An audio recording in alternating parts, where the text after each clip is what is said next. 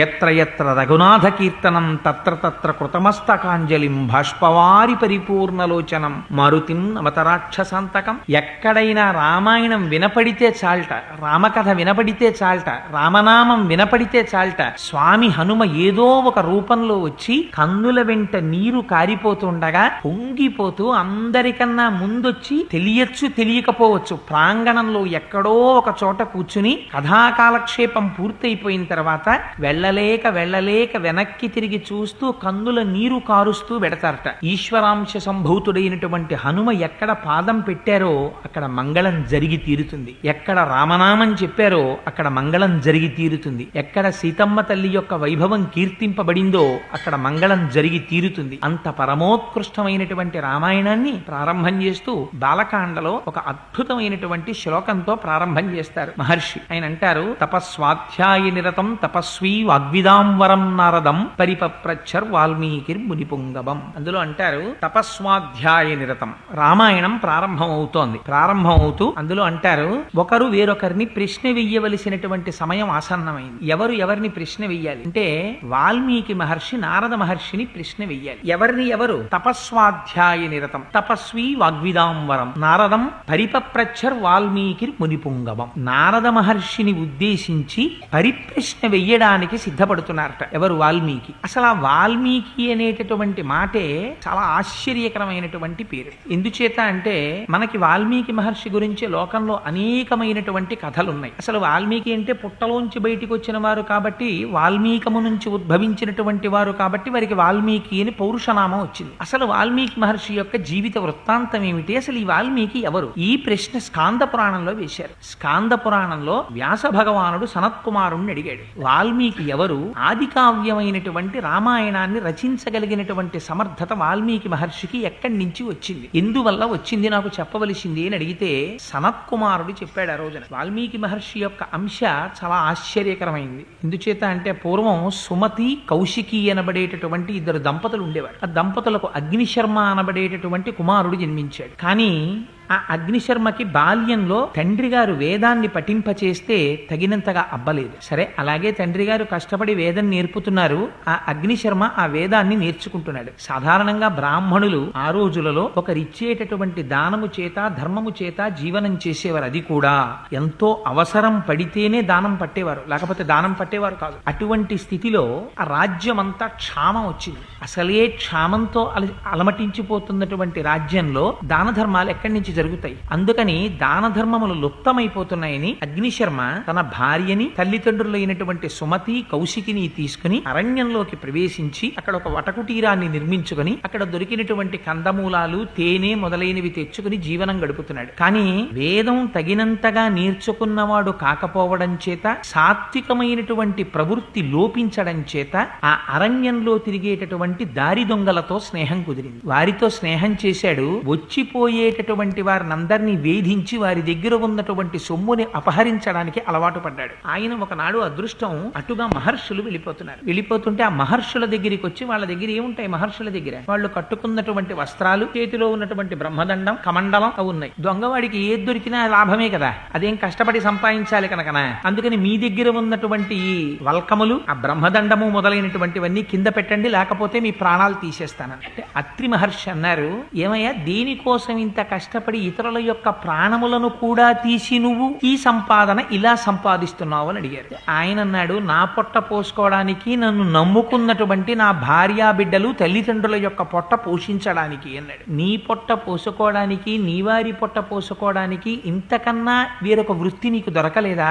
ఇంత కష్టపడి సంపాదిస్తున్నావే, ఇన్ని పాపములు మూట కట్టుకుంటున్నావే, ఇన్ని పాపములు మూట కట్టుకుని నువ్వు సంపాదించినటువంటి ధనంలో దాని వలన సంపాదించినటువంటి సామాగ్రితో జీవనం గడుపుకుంటున్నటువంటి నీవారని నీవనుకుంటున్న వారు నీ పాపములో ఎంత ఫలితాన్ని తాము కూడా వాటా తీసుకోవడానికి సిద్ధంగా ఉన్నారో వెళ్ళి అడిగిరా అన్నారు. ఈ మాట ఏదో కొంచెం ఆలోచించవలసిందిగా అనిపించి సరే మీరు ఇక్కడే ఉండండి, వెళ్ళిపోకండి, నేను మళ్ళీ వస్తానన్నాడు. వాళ్ళు ఎందుకు వెళ్ళిపోతారు? ఋషులు. మేము ఇక్కడే ఉంటాం, వెళ్ళిరమ్మన్నారు. వెళ్ళి అడిగాడు, తల్లిని అడిగాడు, తండ్రిని అడిగాడు, భార్యని అడిగాడు, బిడ్డలను అడిగాడు. వాళ్ళు అన్నారు, పోషించడం నీ కర్తవ్యం, నువ్వు పోషిస్తున్నావు, ఎలా తెచ్చావు, ఎక్కడి నుంచి తెచ్చావు మాకు అనవసరం, నువ్వు తెచ్చావు మేము అనుభవిస్తాం, నువ్వు ఎలా తెచ్చావన్న దానికి ఫలితాన్ని నువ్వు అనుభవిస్తావు, అందులో వాటా మేమేం పుచ్చుకోమన్నారు. చాలా బాధ కలిగింది. ఇన్నాళ్ళు ఇన్ని తప్పు పనులు చేశాను, ఇప్పుడు ఈ ఫలితం పుచ్చుకునేవాడు ఎవరు లేరు, నేనే అనుభవించాలి ఫలితాన్ని. ఈ మాట చాలా క్లేశంగా అనిపించింది. ఇప్పుడు ఎవరు నన్ను రక్షిస్తారనుకున్నాడు. చేసినటువంటి పాపములు నివృత్తి కావాలి. అది ఆ సమయంలో ఆయనకున్న కోరిక రామాయణం రాయడం కాదు. ఆయన ఇంత పాపం నేను మూట కట్టేసుకున్నాను, దీన్ని వాటా వేసుకునేవాడు లేడు, కాబట్టి ఈ పాపం నాకు ఎలా పోతుంది, ఈ బెంగ పట్టుకుంది. పరుగు పరుగున మళ్ళీ ఋషుల దగ్గరికి వచ్చాడు. ఋషుల దగ్గరికి వస్తే వచ్చి పశ్చాత్తాపంతో కన్నీరు కార్చి నా పాపములు పోయేటటువంటి మార్గాన్ని ఉపదేశం చేయమని అడిగాడు. అయితే ఋషులు అన్నారు, అత్రి మహర్షి వంక తిరిగి, ఆధ్యాత్మిక ఆదిభౌతిక ఆదిదైవికం అనేటటువంటి తాపములకు అతీతమై త్రిగుణాతీతుడవై ఉండేటటువంటి వాడివి కదా మహానుభావ, నీ మాటల వల్ల కదా ఇంత మారేడు ఒక దారి దొంగగా ఉన్న బ్రాహ్మణుడు, అందుచేత నువ్వే వారికి ఏదైనా ఉపదేశం చెయ్యవలసింది అన్నారు. స్కంద పురాణంలో చెప్పిన విషయం వాల్మీకి మహర్షికి లేదా అగ్నిశర్మకి ఆ రోజున అత్రి మహర్షి ఏ నామమును ఉపదేశము చేయలేదు, కేవలము ఒక ధ్యానమును మాత్రమే ఇచ్చారు. నువ్వు అంతర్ముఖుడవై జ్ఞానమును పొందవలసింది, ధ్యానము చేయవలసింది అని చెప్పారు. ఆయన ధ్యానమునందు నిమగ్నుడయ్యాడు. బాహ్య ప్రపంచంలో ఉండేటటువంటి విషయముల పట్ల అనురక్తి కలిగితే ఇంద్రియాలు విచ్చలవిడిగా తిరుగుతాయి. ఎప్పుడైతే ఇంద్రియాలు వెనక్కి తిరిగి ఒక లక్ష్యం మీద ఏకోన్ముఖమైపోయాయో అప్పుడు ధ్యాన నిమగ్నుడై ఉండిపోయాడు. ఋషులు వెళ్ళిపోయారు. 13 సంవత్సరాలు అయిపోయిన తర్వాత ఋషులు అదే బాటలో తిరిగి వస్తున్నారు. ఇంద్రియములన్నీ ఒక లక్ష్యము మీద నిలబడిపోయి ధ్యానమగ్నుడై కూర్చుండిపోయినటువంటి అగ్నిశర్మ ఒంటి మీద పుట్టలు పట్టేశాయి. ఆ పుట్టలలోంచి విశేషమైనటువంటి తేజస్సు వెదజల్లుతోంది. ఆ తేజస్సు బయటికి వస్తుంటే చూశారు ఋషులు. చూసి చాలా ఆశ్చర్యపోయారు. ఏమిరా ఇది, మనం ఇంతకు ముందు ఎప్పుడో ఇటుగా వెళ్ళిపోతూ ఇతనికి ఉపదేశం చేసి వెళ్ళాం, నువ్వు ధ్యానములో ఉండవలసింది అని.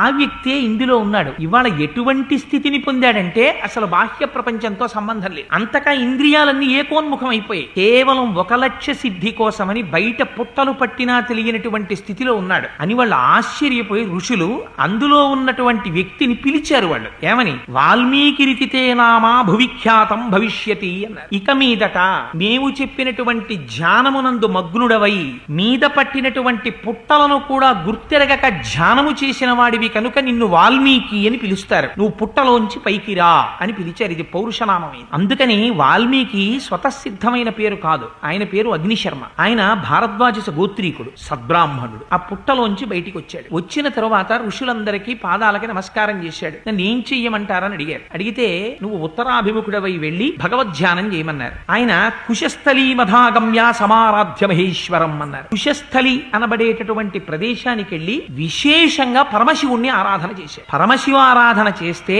ఆయనకి కలిగినటువంటి ఫలితం ఏమిటో తెలుసా అండి? 3 మూర్తులకును 3 లోకములకు 3 కాలములకు మూలమగుచు భేదమగుచు తుదిక భేదమయ్యొప్పారు బ్రహ్మమనగా నీవే పాలనయన. ఒకే పరబ్రహ్మం సృష్టి స్థితి లయ చేసేటప్పుడు, సృష్టి చేసేటప్పుడు బ్రహ్మగా ఉంటుంది, స్థితి చేసేటప్పుడు శ్రీ మహావిష్ణువుగా ఉంటుంది, లయ చేసేటప్పుడు పరమేశ్వరుడిగా ఉంటుంది. అందుకని ఒకే పరబ్రహ్మాన్ని 3గా ఉంటుంది కనుక అపారమైన శివారాధన చేసినటువంటి ఫలితం చేత మహేశ్వరానుగ్రహంతో విష్ణు కథ చెప్పేటటువంటి అదృష్టాన్ని వాల్మీకి పొందాడు. విష్ణు కథ చెప్పడానికి ఉపదేశం చేసిన వారెవరు? బ్రహ్మగారు ఉపదేశం చేశారు. ఇప్పుడు వాల్మీకి ఎవరి అనుగ్రహాన్ని పొందాడు? త్రిమూర్తుల యొక్క అనుగ్రహాన్ని పొందాడు. చేసినది మహేశ్వరారాధన, పొందినది బ్రహ్మగారి యొక్క అనుగ్రహం, చెప్పినది శ్రీ మహావిష్ణువు యొక్క కథ. అందుకని ఈ ముగ్గురి యొక్క అనుగ్రహాన్ని పొందినటువంటి వాడు కనుక పౌరుషనామంతో ఆయన్ని వాల్మీకి అని పిలిచారు. అటువంటి అగ్నిశర్మ ఆ వాల్మీకి మహానుభావుడు.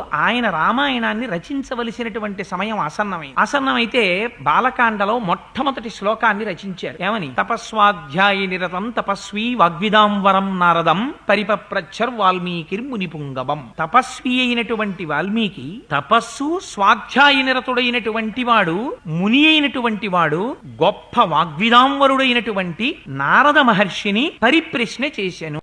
జీవితంలో రామాయణం మనకి నేర్పేటటువంటి సందేశం ఏమిటో తెలుసా అండి? నువ్వు ఏ పని చేసినా అన్నిటికన్నా జీవితంలో గొప్పదేది? గురువు గారిని తలుచుకోవడం కన్నా గొప్పది వేరొకటి లేదు. గురువుని తలుచుకోవడం, గురువు చెప్పినటువంటి మాటలను జ్ఞాపకం తెచ్చుకోవడం, ఇంతకన్నా గొప్ప మంగళాచరణం ప్రపంచంలో ఉండదు. అందుకని తనకి గురువుగా ఆనాడు పరిప్రశ్న చేస్తే ఎవరు రామాయణాన్ని భాషింపచేశారో ఆ నారద మహర్షిని జ్ఞాపకం తెచ్చుకుంటున్నారు. ఏ మహాపురుషుడి యొక్క దర్శనం చేత తనలో ఉండేటటువంటి అజ్ఞానము పటాపంచలైపోతుందో అటువంటి గురువుకి నారదుడని పేరు. అటువంటి నారదుణ్ణి ప్రశ్న వేశారు ఎవరు? వాల్మీకి మహర్షి. దేని గురించి అడుగుతున్నారు? పరబ్రహ్మమును గురించి ప్రశ్న చెయ్యాలి.